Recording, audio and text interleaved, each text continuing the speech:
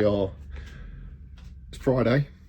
I started the oil cooler relocation, one single fitting change on Monday.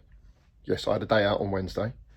But here we are, we're still going. And this is the plague of the project car. Just like, oh, I like this, look at this. Whoa, I don't know where to look really. I guess I'm looking here.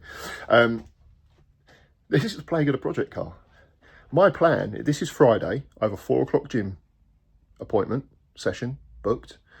My plan was to drive the car to the gym today, and it was going to be easily sorted.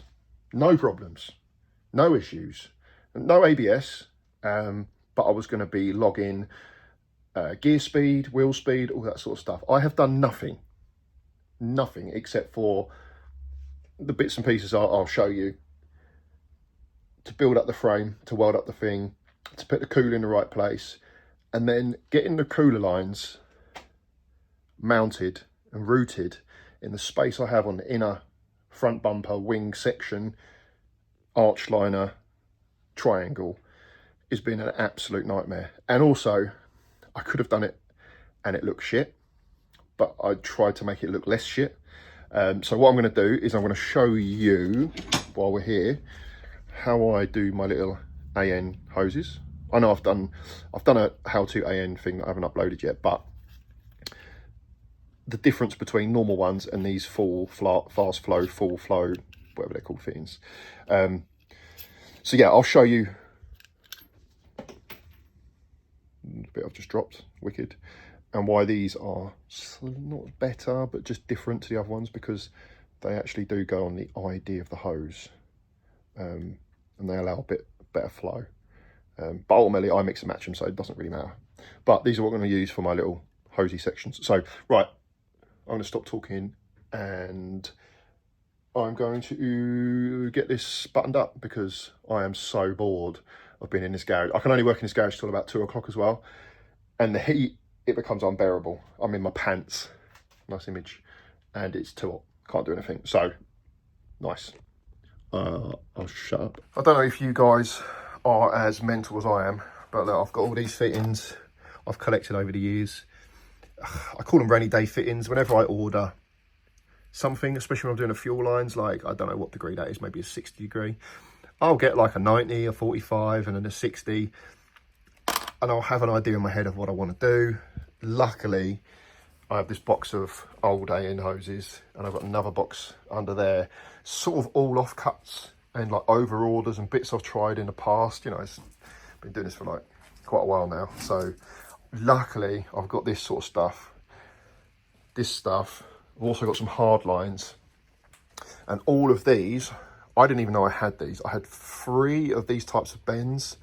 I had a couple of 45s, a few other bits and pieces. So I knew I didn't have to order, yeah, them ones there.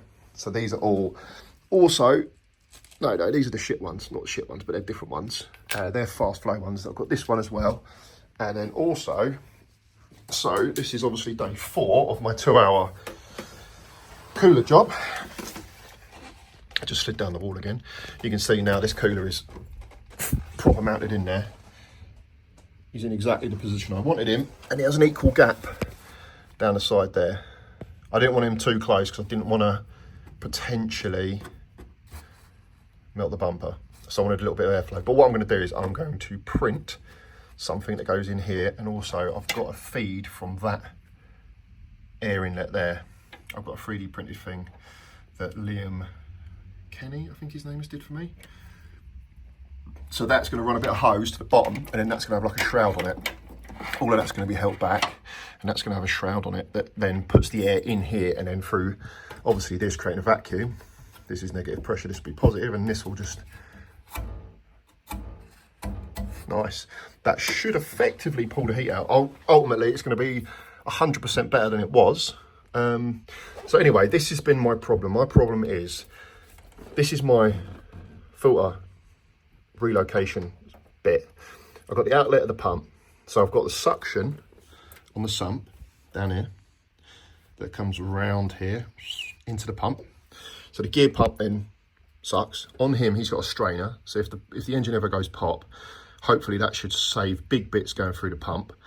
The pump then pumps into the filter, so that's the inlet goes through the filter, out the outlet. So effectively, anything out here is super clean oil. If anything comes out of here, something else has catastrophically gone wrong, and I probably don't care because the engine is dead.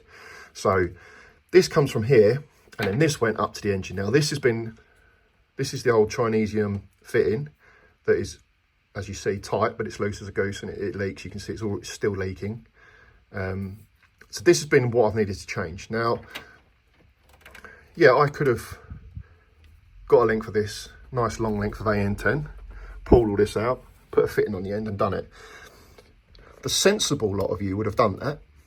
Forgot all about it because I didn't have a problem with oil temps, but I know that I'm going to kick this car's head in, and at some point oil temps are going to be a problem. So I was like, should I do it now, should I do it later? So I thought, just 2 hour job, bosh, we'll just get this in here, bosh, cut this hose, put him in there, do that there. That did not happen. So what I've figured out is, yes, I want that hose to go on the top there. So that he's going to go, I'm going to cut him down, and he's going to go like that, away from the carbon and into that. So he's tucked away. Now what I'm also worried about is I've got the arch. It's hard to see here because I'm so tight to the wall. This might work. Yeah, so I'm so tight to the arch. That looks like it's coming into the wheel line, but it's not. I don't want anything past this point because obviously I don't want any contact with the wheel. Oh, that's loose anyway, so that's fine. So everything has to be packaged behind this point because obviously your wheel's not touching here. So you know that this is your safe zone. I have tried everything with hard lines. I thought about mounting the cooler back to front, putting 180-degree ones on the other end, coming back this way. All of it looks shit. And I always think if it looks shit, it's probably shit. Solutions should be, I think, simple and obvious. So what I've done is he's going to get chopped and put that in a minute.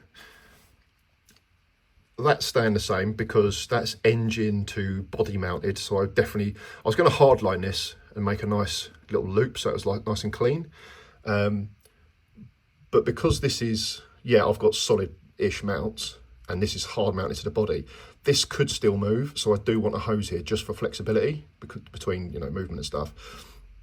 Obviously I didn't want aluminium because I think aluminium work hardened, so eventually it would potentially crack, but if I put a loop in it, it wouldn't. But anyway, whatever.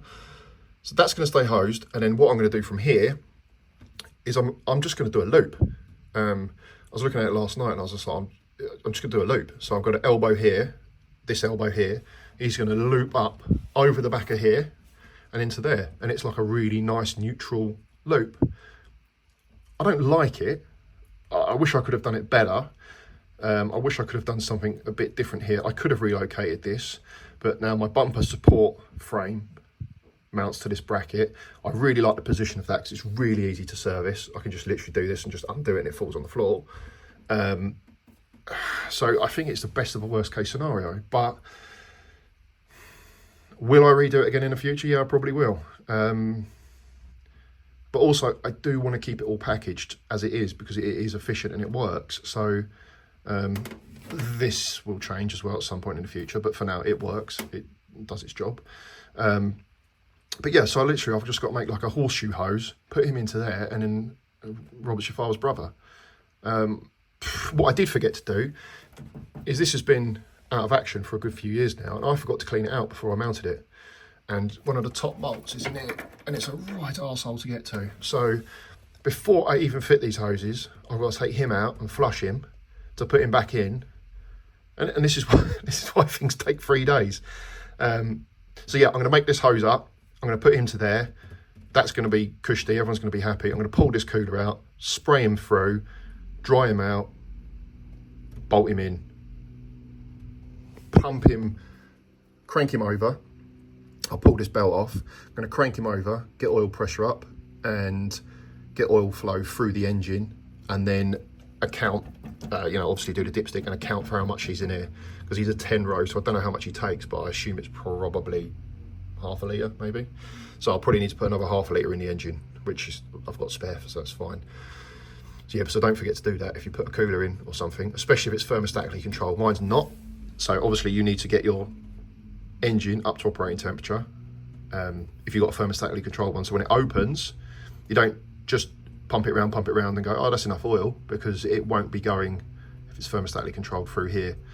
Mine just goes all the way through here, and it just takes longer to warm up, is what it is. So yeah, anyway, I'm going to crack on because I am so sick and tired of doing this. We're already at lunchtime on Friday. This is why projects take so long. You try and do a good job and you end up just hating it, hating every second of it. But one day, I will enjoy it. So it'll be worth it. And all of this will be forgotten. But right now, it's not forgotten. It's right in the forefront of my memory. So yeah, wish me luck. I'm going to go and stab my hands to death now with AN hoses. Wicked. Thank you. Goodbye. All right, so first point of call is end prep of your hose. This here, I wouldn't use that. What you want is you want a nice clean end. So what I normally do is get a little bit of insulation tape. Doesn't matter what colour, but I'll use black because whatever. Get yourself a bit of black insulation tape around there. And then cut through the middle of the insulation tape. That way it'll hold it together and it'll give you a nice clean cut. And when I say cut, I mean get your grinder out. You can use one of these little ones or a proper boy. Yeah, one of them bad boys. It's really hard to do this with camera. Get it round it, cut through the middle of it. I'll show you that next. I've only gone around that once and I've pulled it as tight as I can.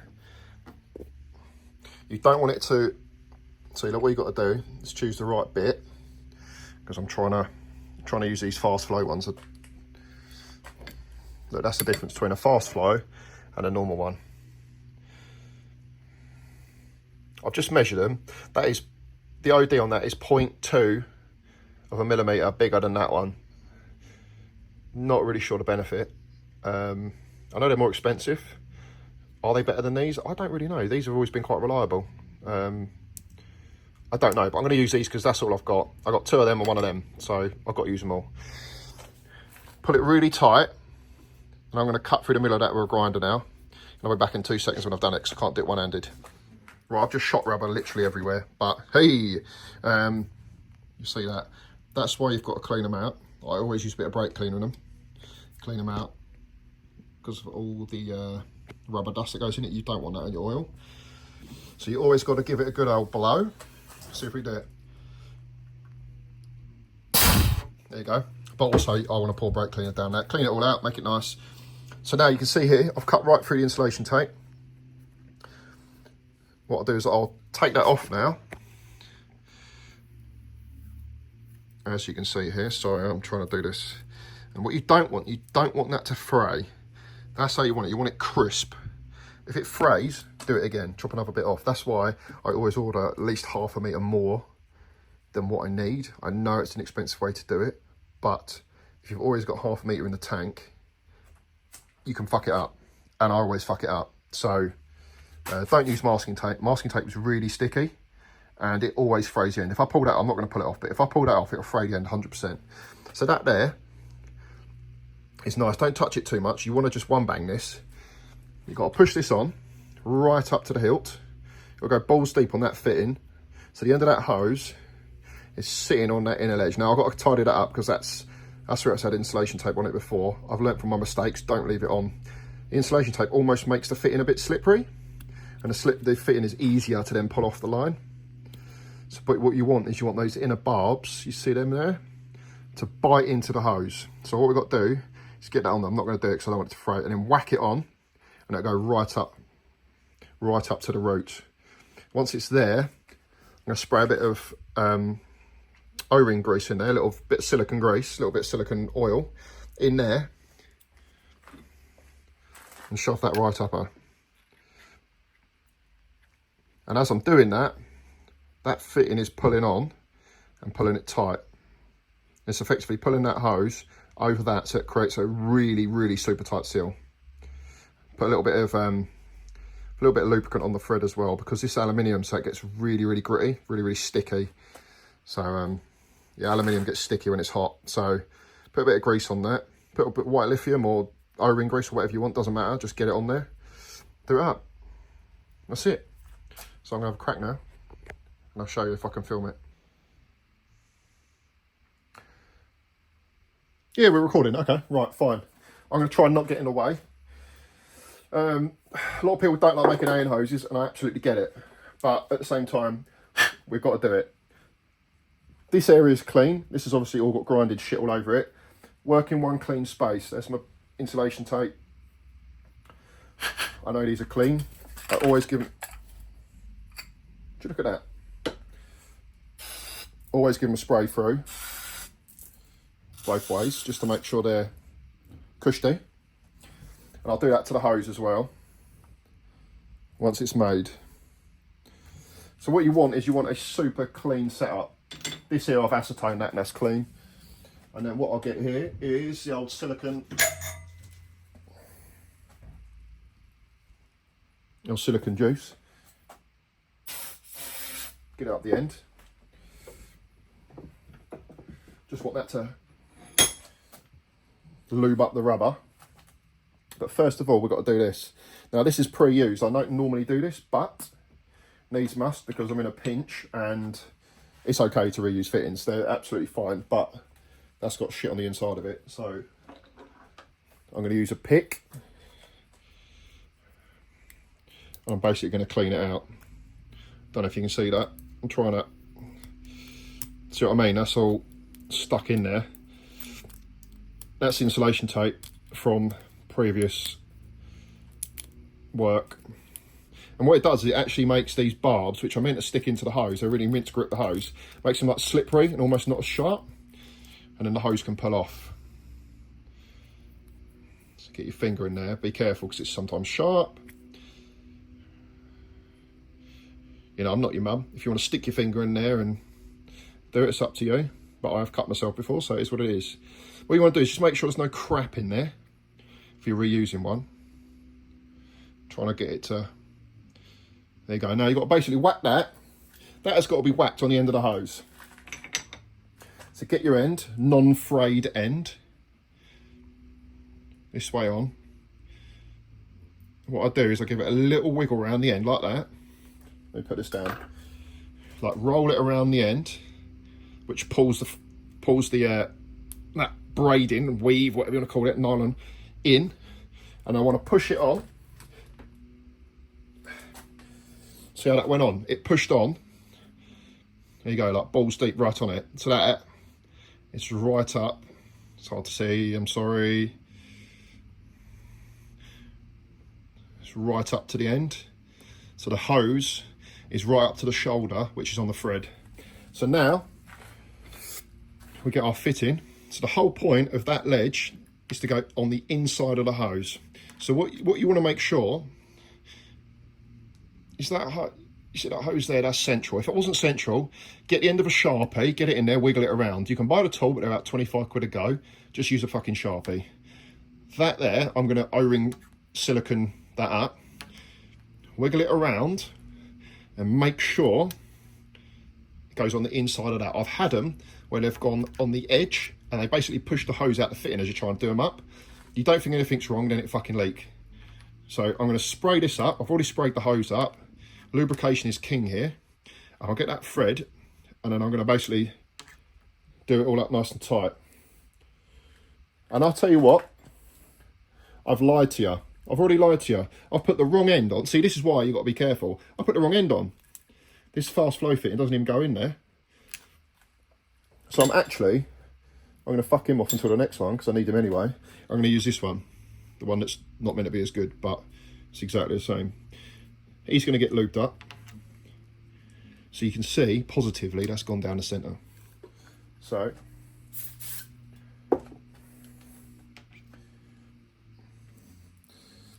what I'll do is I'll push it up home and I'll go back on itself. I'll go anti-clockwise and you can hear it go. What I want to hear is I want to hear the start of that thread drop off the inner thread. I can feel it normally. Yeah, there she's gone. So now I know I'm 100% square on that thread, because these, being aluminium, you can imagine they cross thread just because they want to. So what I'll do is I'll get that in the vise now. You don't have to have these fancy jaws, but these jaws are about 15 quid. Get your spanner. Again, whole set of them. You can buy a whole set of these from China for about 20 quid. Anodised. I've had these absolutely years. And what you want to do now is, before this stuff evaporates, get yourself done up. I'm not going to show you me zipping this up, but what you want to do is, when you're doing this up, tighten this up. Make sure that hose does not move. You do not want to see that hose starting backing yourself out. If you have, that is not on the centre of the hose. It should be sliding inside the centre, expanding the hose tight against the inside of this. That means, you know, because this is nylon sleeve, stainless steel and rubber, it will eat into the inside of that, which means that hose will never ever move. That goes inside, expands, keeps it tight, so you know it's got a pressurised fit seal. If that happens, just take it off, cut a bit of hose off, start again. These fittings are well good for like reuse, so I'm not going to bore you with this. So I'm going to just crack on with this now. But just keep doing it and just keep an eye on that moment, that bit there. Here we go, gang. Right, just done the hose. That didn't move at all, so I know we're buttoned up all the way. She's tight.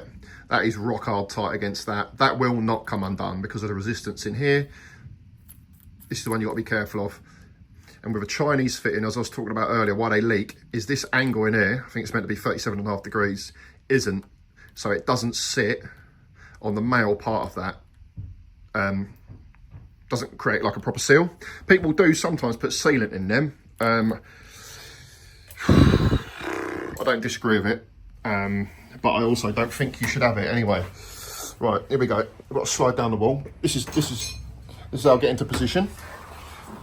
Right, and I'll show you now. So basically, this hose is going elbow pointing up on that fitting there. The outlet of my Torx filter unit, mount, whatever, is going to loop over the top. Well hard to see this, like that. Loopy loopy. Let's come out a bit. Sorry, it's got the wide angle on it. These should, once they're done, rotate and move the bottom elbow bit. And he loops over the top there. He's going to go behind this hose, so behind that fitting, and then loop down here. I'm not going to bore you measuring it all, but when you measure these hoses, don't measure them to the top, measure them to the depth of the fitting. Because if you measure them to the top, then the hose becomes tighter. So you want to make sure your bend radiuses are kept within tolerance.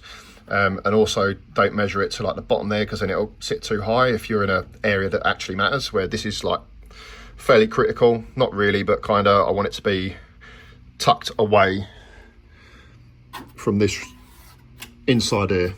Stay away from the wheel. At the moment we're good. And then this fitting here is going to be tucked behind this lip here, so it should be good. Right, I won't bore you anymore. I'm going to crack. I'm on the 0.5 gang because it is close up here, and I'll see if I can.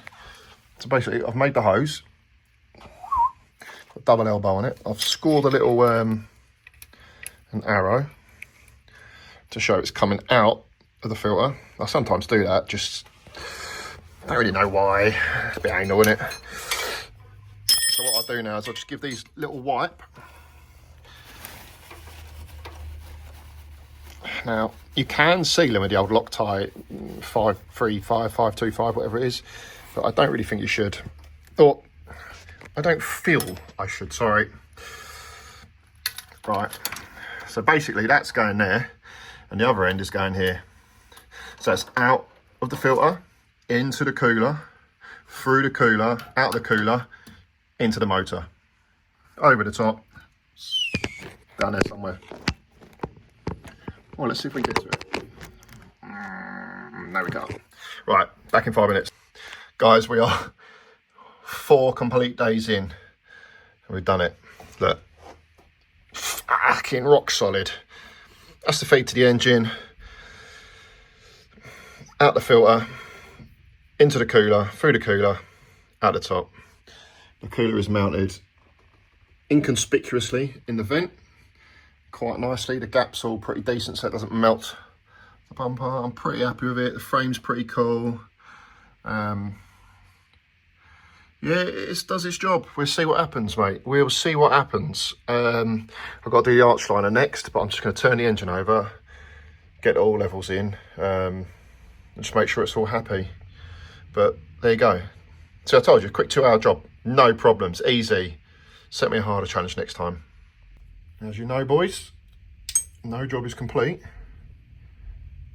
without the old torque seal.